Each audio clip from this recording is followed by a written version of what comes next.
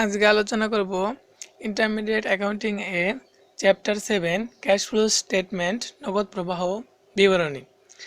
এই নগদ প্রবাহ বিবরণীকে দুই ভাগে ভাগ করা হয় বা ক্যাশ ফ্লো স্টেটমেন্ট তৈরি করা দুটি পদ্ধতি আছে। একটা হলো ইনডাইরেক্ট মেথড মানে পরোক্ষ পদ্ধতি, আর একটা হলো ডাইরেক্ট মেথড প্রত্যক্ষ পদ্ধতিতে। ক্যাশ ফ্লো স্টেটমেন্ট অঙ্কটি তিনটি অ্যাক্টিভিটিতে করতে হয়। একটি হচ্ছে অপারেটিং অ্যাক্টিভিটিস, 2 নম্বর হচ্ছে ইনভেস্টিং অ্যাক্টিভিটিস এবং 3 নম্বর হচ্ছে ফাইন্যান্সিং অ্যাক্টিভিটিস। হ্যাঁ, প্রথমটা হচ্ছে অপারেটিং অ্যাক্টিভিটিস, দ্বিতীয়টা হচ্ছে ইনভেস্টিং অ্যাক্টিভিটিস এবং তৃতীয়টা হচ্ছে ফাইন্যান্সিং অ্যাক্টিভিটিস। তো আমরা প্রথমে সূত্রটা দেখে নিই। Statement of cash flow under direct method. প্রথমে আমরা ডাইরেক্ট মেথড নিয়ে আলোচনা করব, পরবর্তীতে আমরা প্রথমে আমরা ইনডাইরেক্ট মেথড নিয়ে আলোচনা করব এবং পরবর্তীতে আমরা ডাইরেক্ট মেথড নিয়ে আলোচনা করব। তো আন্ডার ইনডাইরেক্ট মেথড সম্পর্কে প্রথমে আলোচনা করি। প্রথমে টাইটেল। যেহেতু আমরা তিনটি অ্যাক্টিভিটিতে করি, প্রথম অ্যাক্টিভিটি হচ্ছে cash flow from operating activities এবং দ্বিতীয়টা আছে cash flow from investing activities এবং তৃতীয় আছে cash flow from financing activities. তো প্রথমে আমরা প্রথমটা নিয়ে আলোচনা করি। Cash flow from operating activities, এখানে আসে নিট ইনকাম। এই নিট ইনকামটা অঙ্কের প্রথমেই দেওয়াই থাকবে। নিট ইনকাম সরাসরি এখানে ঘরে পৌঁছে যাবে। প্রথমে আসবে NEET income.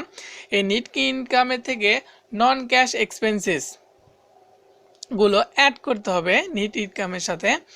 Add non cash expenses, depreciation expenses of fixed asset. Any fixed অ্যাসেটের মানে এনি স্থায়ী সম্পদের ডিপ্রিসিয়েশন বা অবচয় খরচগুলো যোগ করতে হবে। ডিপ্লেশন যোগ করতে হবে, অ্যামোর্টাইজেশন এক্সপেন্সেস যোগ করতে হবে। আবার loss on sales of any fixed asset,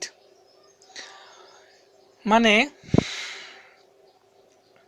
any স্থায়ী সম্পত্তির বিক্রয়জনিত ক্ষতিগুলো যোগ হবে। ডিক্রিজ ইন কারেন্ট অ্যাসেট বা চলতি সম্পদ যদি ডিক্রিজ হয় বা হ্রাস পায়, সেক্ষেত্রে এখানে অপারেটিং অ্যাক্টিভিটিসের সাথে যোগ হবে।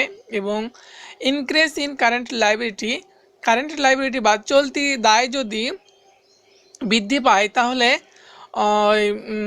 অপারেটিং অ্যাক্টিভিটির সাথে যোগ হবে। যে কোনো চলতি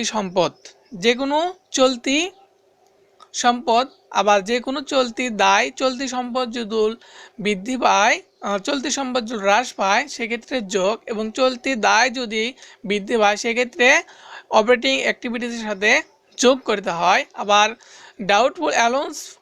ডাউটফুল ডেটস যদি বৃদ্ধি পায় সেক্ষেত্রেও অপারেটিং অ্যাক্টিভিটিসের সাথে যোগ করতে হয়। আবার লেস এর থেকে বাদ দিতে হয় increase in current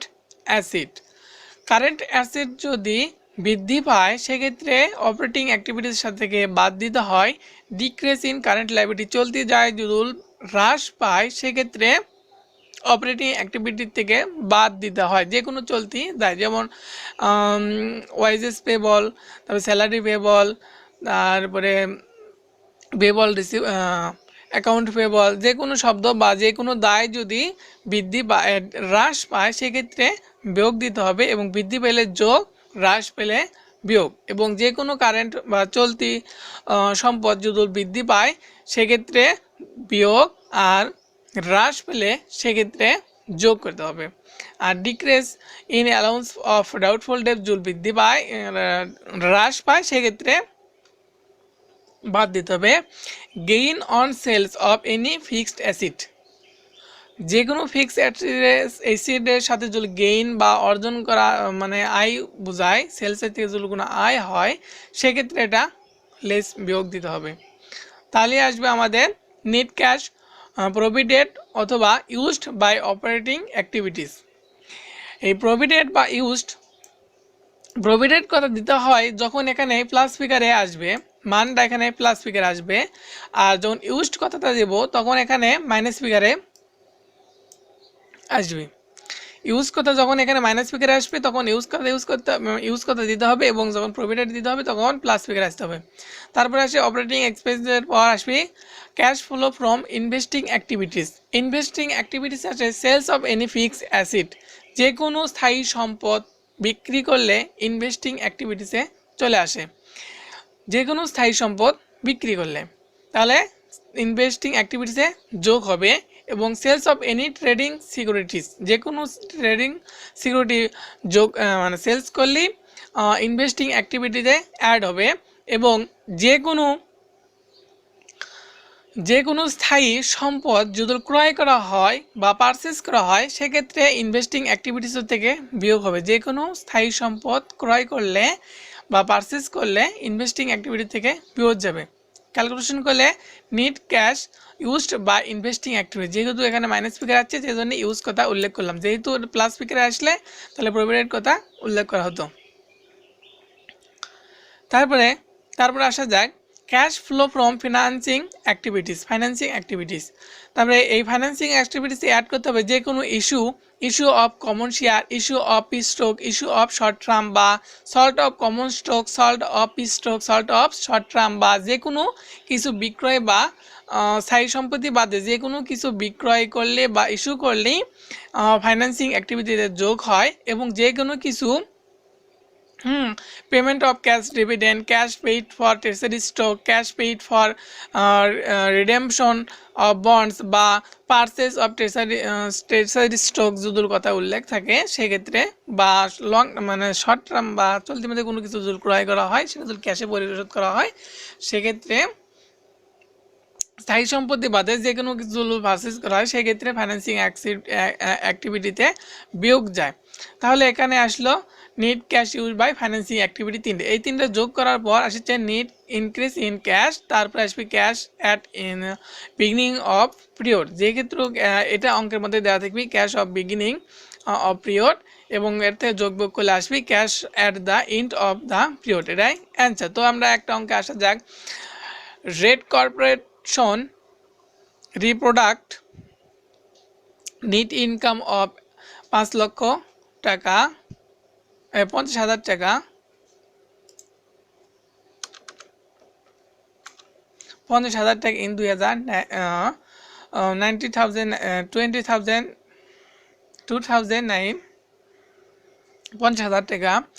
depreciation expenses ওয়াজ টাকা 17,000। The following working capital amount change করতে হবে।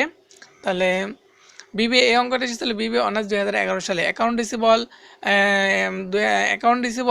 2000 জানুয়ারি 2009 সালে ডিসেম্বরে অ্যাকাউন্ট রিসিভেবল ইনক্রিজ হয়েছে 11,000 টাকা। অ্যাভেলেবল ফর সেলস সিকিউরিটি আছে 16,000 টাকা। ইনক্রিজ পেয়েছে ইনভেন্টরি ইনক্রিজ পেয়েছে 7,400 টাকা। নটস পেবল ডিক্রিজ হয়েছে 15,000 টাকা। অ্যাকাউন্টস পেবল ইনক্রিজ হয়েছে 9,300 টাকা। Compute net cash provided by operating activities। তো প্রথমে আমরা সলিউশন আসি cash flow from operating activities. Title, যেহেতু অঙ্কের মধ্যে আমাদের নেট ইনকাম দেওয়া ছিল 50,000 টাকা, তো আমরা প্রথমে নেট ইনকাম বসালাম 50,000 টাকা। তারপরে এর সাথে অ্যাড করতে হবে ডিপ্রিসিয়েশন আছে এই অঙ্কের মধ্যে উপরে দিয়েছিল ডিপ্রিসিয়েশন অ্যামাউন্ট, ডিপ্রিসিয়েশন এক্সপেন্স 17,000 টাকা, তো ডিপ্রিসিয়েশন এক্সপেন্সে 17,000 টাকা যোগ করলাম। এবং আমি বলছিলাম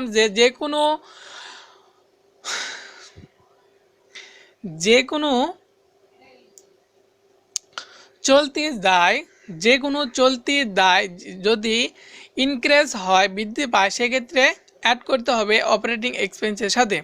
যেহেতু অ্যাকাউন্ট পেয়েবল হচ্ছে চলতি দায় সেক্ষেত্রে এবং ইনক্রিজ হয়েছে সেক্ষেত্রে আমরা অপারেটিং এক্সপেন্সের সাথে অপারেটিং অ্যাক্টিভিটির সাথে যোগ করব 9,300। এবং আমি বলেছিলাম যে চলতি দায় যদি ইনক্রিজ হয়, চলতি সম্পদ যদি ইনক্রিজ হয় সেক্ষেত্রে অপারেটিং এক্সপেন্সের অ্যাক্টিভিটির সাথে বিয়োগ করতে হয়। সেক্ষেত্রে লিখছি ইনক্রিজ ইন অ্যাকাউন্ট রিসিভেবল 11,700 এবং সাথে সাথে বন্ধনী চিহ্ন দিয়েছি বা বিয়োগের চিহ্ন দিয়ে দিছি। ইনক্রিজ ইন ইনভেন্টরি, যেহেতু ইনভেন্টরি আমাদের সম্পদ, সেহেতু সম্পদ চলতি সম্পদ, ইনভেন্টরি হচ্ছে চলতি সম্পদ, এই চলতি সম্পদ ইনক্রিজ হয়েছে, সেক্ষেত্রে চলতি সম্পদ ইনক্রিজ হলে আমরা বাদ দেব অপারেটিং অ্যাক্টিভিটিস থেকে।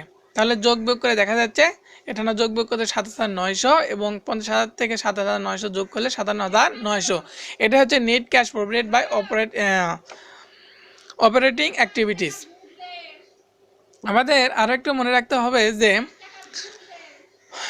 চলতি সম্পদ যদি বৃদ্ধি পায়, চলতি সম্পদ যদি বৃদ্ধি পায় তাহলে আমাদের বিয়োগ করতে হয়, এবং চলতি সম্পদ যদি হ্রাস পায় তাহলে যোগ করতে হবে, এবং চলতি দায় যদি বৃদ্ধি পায় তাহলে যোগ করতে হয়, এবং চলতি দায় যদি হ্রাস পায় তাহলে বিয়োগ করতে হয়। চলতি দায় যদি বৃদ্ধি পায় তাহলে যোগ করতে হয়, এবং চলতি দায় যদি হ্রাস পায় তাহলে বিয়োগ করতে হয়। তো আমরা আরেকটা অঙ্কে দেখা যায়, problem 2, triangle limited had the following activities in 2016, BBA honours 2016 সালে এসেছিল। Sales of investment for cash এত টাকা, ইস্যু অফ কমন স্টক এত টাকা, ক্যাশ ডিভিডেন্ড পেইড এত টাকা, পারচেস অফ ট্রেজারি স্টক এত টাকা, সেলস অফ ট্রেজারি স্টকস এত টাকা।